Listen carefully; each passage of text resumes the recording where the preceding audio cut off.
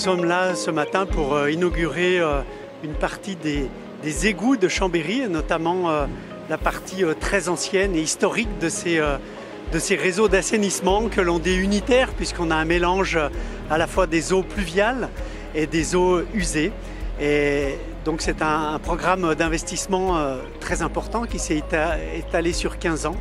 Au niveau de réseau d'assainissement, sur l'agglomération, on a 677 km de réseau, 40 km qui concernent la ville de Chambéry, et dans le centre ancien, on a 8 km. Et du coup, on est parti sur une opération qui a démarré en 2008 pour réhabiliter 6 km de réseau. Donc là, on arrive à la phase terminale. Donc sur l'année 2021 à 2023, on a fini la dernière opération qui concernait 1,9 km de réseau. C'est bien la compétence de l'agglomération de réhabiliter ces égouts. Donc il y a un intérêt important dans le centre ancien de Chambéry.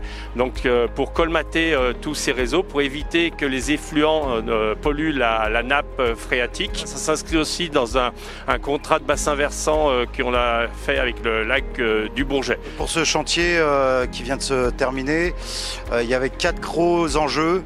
Un enjeu environnemental qui consistait à réduire en fait la pollution qui pouvait, via ces collecteurs au niveau du radier, s'infiltrer dans la nappe. L'enjeu hydraulique, c'est par la suite pour permettre un bon écoulement des effluents et éviter tout relargage de pollution. Troisième enjeu, le structurel, qui avait pour but de renforcer la structure de ces canaux, de ces vieux canaux multicentenaires, aussi bien la partie pied droit que la partie voûtée. Et le dernier enjeu, qui est un enjeu structurel, qui est de faciliter les conditions d'exploitation. Ces travaux d'étanchéification évitent que des eaux claires de la nappe pénètrent dans ces réseaux. Aujourd'hui, on ne fait plus ces réseaux unitaires où on mélange eau pluviale et eau usée. Donc ça rentre vraiment dans une politique globale d'amélioration et d'aller vers du développement durable et de traitement des nuisances et des pollutions.